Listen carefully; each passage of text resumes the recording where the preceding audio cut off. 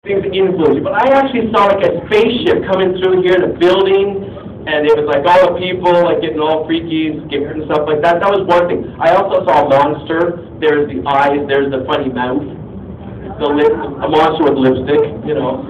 There's fashionable monsters as well. We all know that. Not all monsters can, like that. So I thought that as well. But again, in the eyes of a student and the eyes of teachers, we have to open our minds up for creativity, for sure, and give the students the opportunity to create what they want or to perceive things how they want it as well. And I don't think that we should be able to or should cut the ideas of a student at any time, because creativity is a really scarce source. Jerry? Yeah. All right.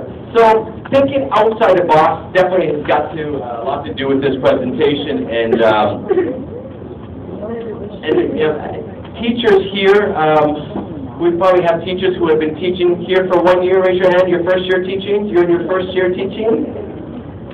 Come on, don't be shy. We're not going to laugh at you. Come on.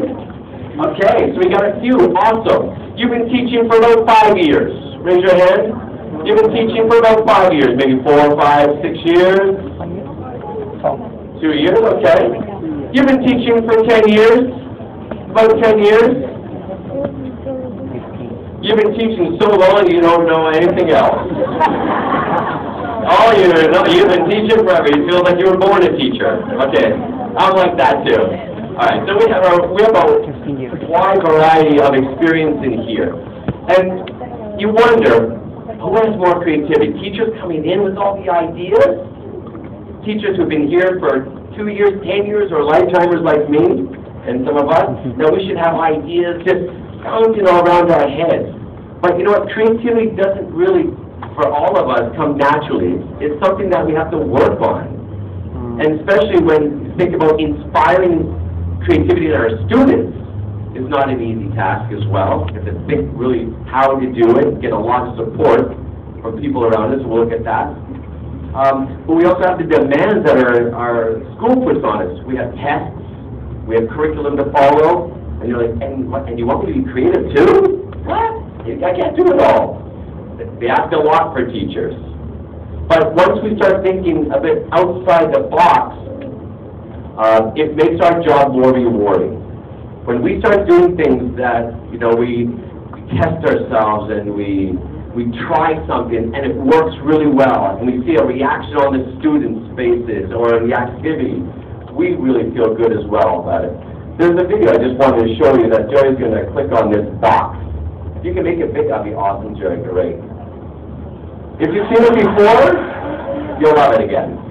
I had a great story recently. I love telling it. I'm a little girl who was in a drawing lesson. She was 6 and she was at the back drawing, and the teacher said this little girl hardly ever paid attention, and in this drawing lesson she did. And the teacher was fascinated. She went over to her and she said, "What are you drawing?" And the girl said, "I'm drawing a picture of God." And the teacher said, "But nobody knows what God looks like." And the girl said, "They will in a minute."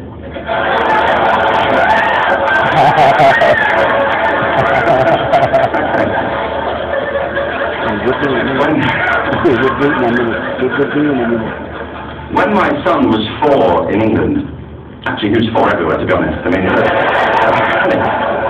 for being strict about it, wherever he went he was 4 up here, but he was in the Nativity play. Do you remember the story? No, it's big, it's a big story. Mel Gibson did the sequel, you may have seen it. Nativity 2.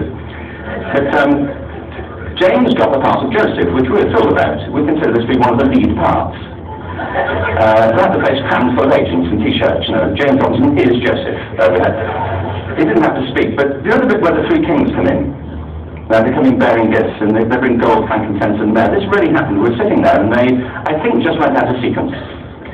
Because we talked to the little boy afterwards and said, you know, are you okay with that? And they said, yeah, why was that wrong? They just switched, I think that was it. Anyway, the 3 boys came in, little 4-year-olds with tea towels on their heads, and they put these boxes down. The first boy said, "I bring you gold." And the second boy said, "I bring you myrrh." And the third boy said, "Frank sent this."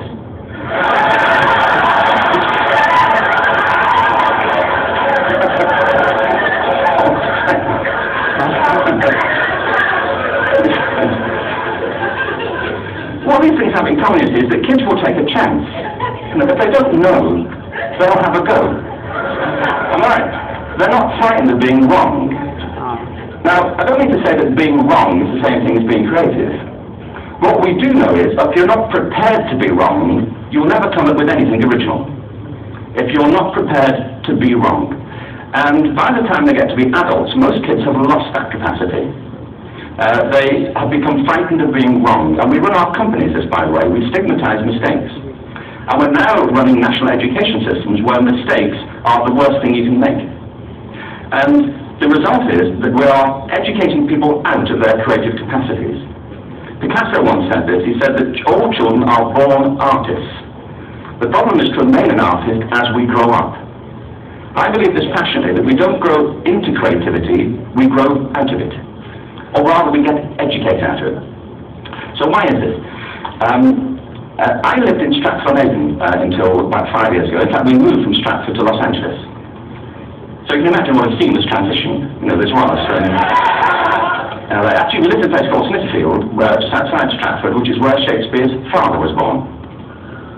Are you struck by a new thought? I was. You don't think of Shakespeare having a father, do you? Do you? But you don't think of Shakespeare being a child? Do you? Shakespeare being 7? I never thought of it. I mean, he was 7 at some point. He was in somebody's English class, wasn't he? Do you know? That's it. How annoying would that be? You know?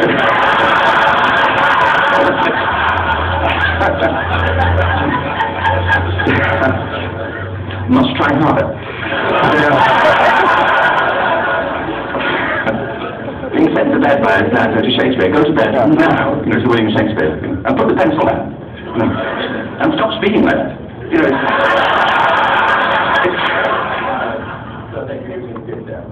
All right. I'm not sure what I like better. The example of the little girl drawing a picture of God that nobody knew. No.